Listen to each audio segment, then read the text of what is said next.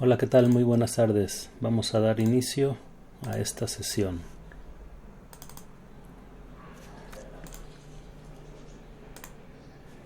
Y bueno, vamos a hablar un poquito sobre los tutoriales y videos educativos.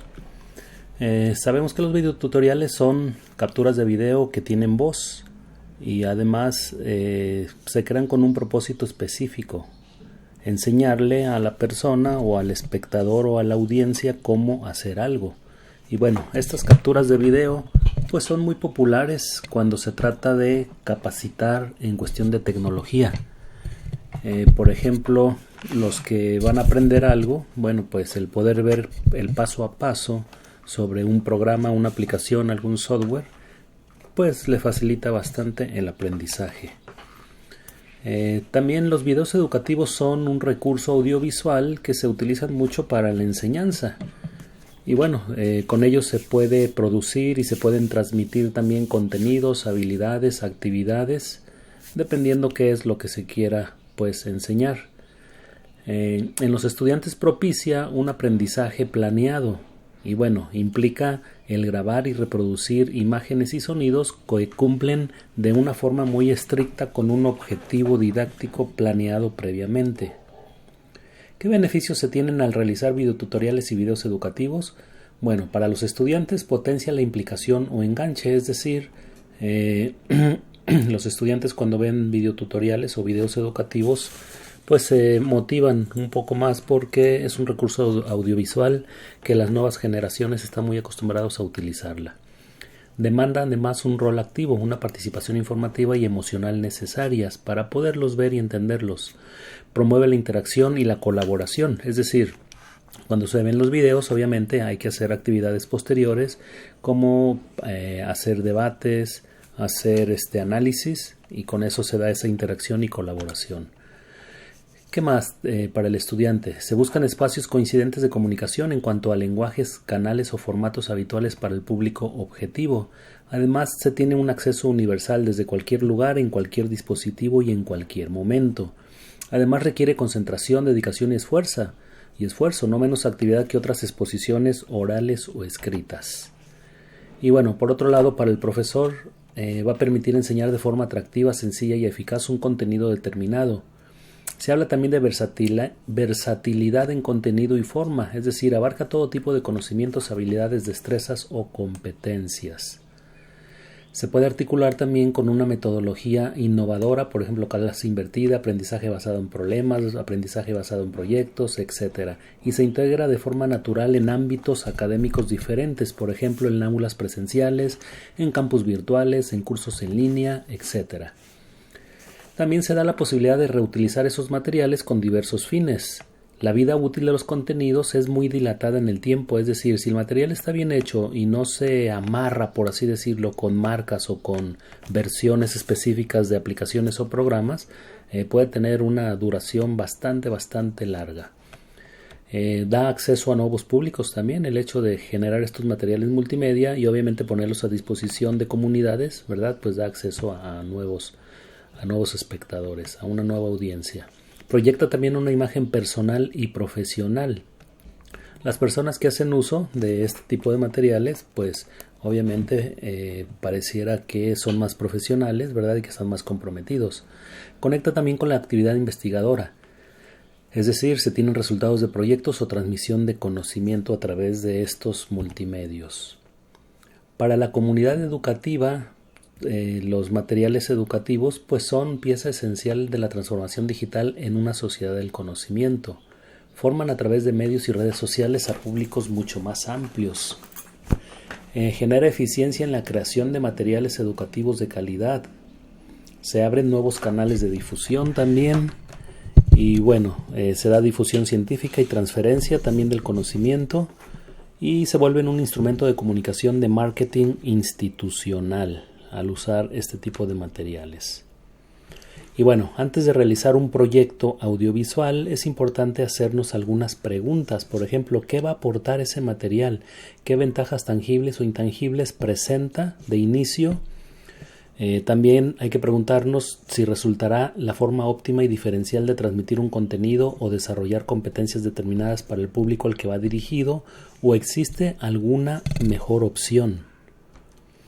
También hay que preguntarse cuál va a ser su función respecto a otros materiales que vamos a emplear. ¿Va a ser un material principal? ¿Va a ser secundario? ¿Va a ser complementario? ¿De apoyo? ¿De sustitución? Etcétera.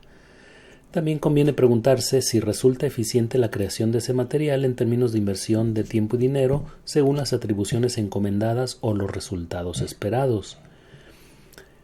También cómo vamos a evaluar finalmente esos retornos medibles del aprendizaje. Y bueno, ¿qué características tienen los videos educativos? Primero que nada, están diseñados para cumplir un objetivo formativo. La duración deberá ser corta, se dice que de 2 a 6 minutos, aunque hay que valorar obviamente el tipo de contenido que se va a utilizar. Es decir, en ocasiones pueden ser un poco más largos siempre y cuando se justifique por el tema la duración. El contenido cuenta con una estructura lógica y coherente también. Es una de las características muy importantes, ¿verdad?, para un buen video educativo.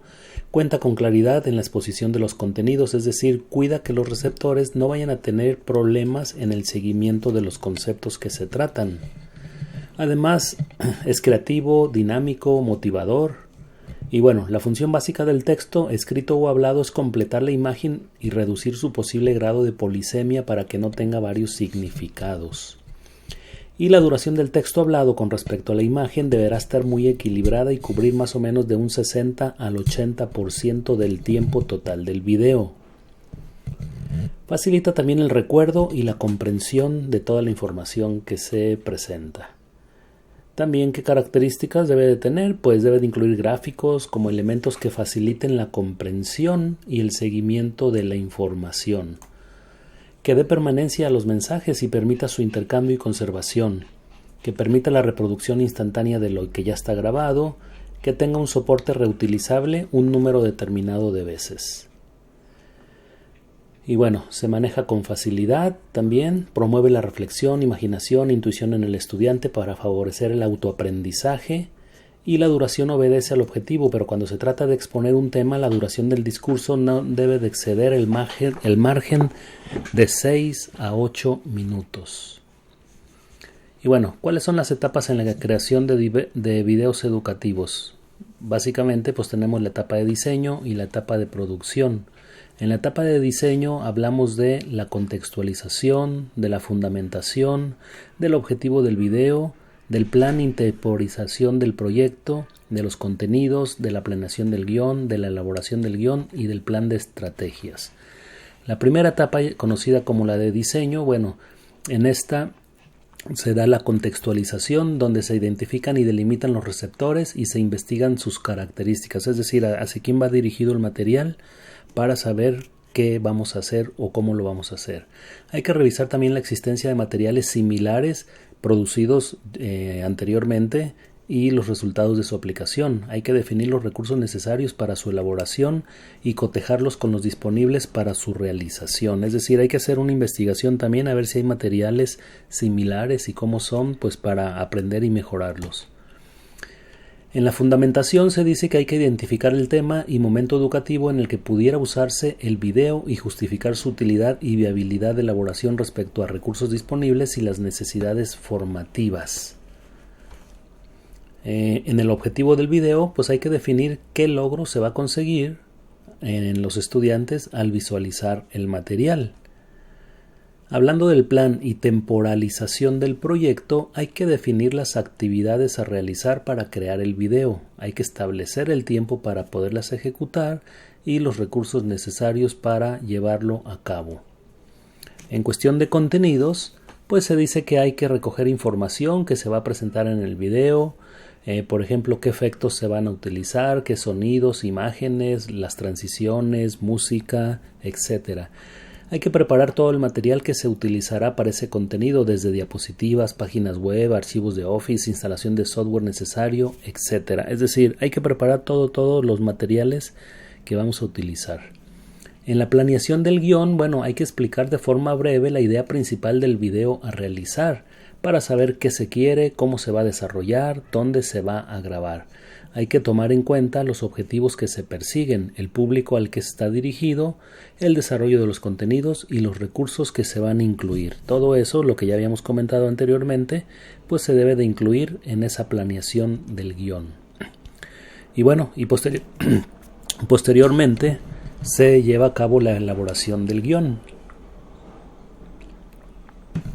Aquí se definen y se desarrollan a detalle las secuencias pedagógicas de todos los elementos que se van a incluir en el video. Por ejemplo, los comentarios, los diálogos, los textos, las situaciones, los gráficos, animaciones, la voz en off, esquemas, preguntas y muchas cosas más. Hay que incluir también la especificación del tiempo que se va a necesitar para desarrollar cierta función, ¿sí? La música, sonido, imágenes y otros más. Y bueno, hay que tener también un plan de estrategias como otra de las etapas, en donde se define el manejo gestual, es decir, hacia dónde se va a dirigir la mirada, el ánimo y los movimientos significativos de las manos. También, en caso de usarse utilería como carteles o disfraces para afianzar la conexión y motivación de los temas impartidos. Y finalmente, hay que establecer la duración del video. Se recomienda, decíamos, un lapso de 2 a 6 minutos o hasta 8 en caso extremo, y muy pocas veces, ¿verdad?, se puede llegar hasta 10 minutos, pero casi siempre que caiga en este rango de 2 a 6 minutos.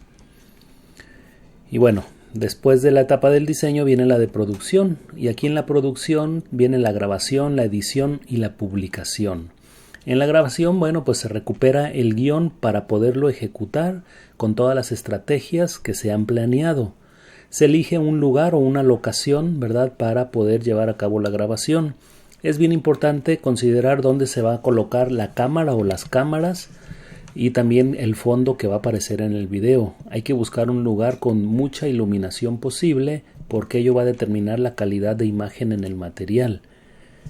Hay que preparar también el fondo del video con mucho cuidado de que no haya elementos que puedan distraer la atención de los estudiantes o que se vea mal en el producto final. Después se prepara el audio y se verifica la funcionalidad de todo ello.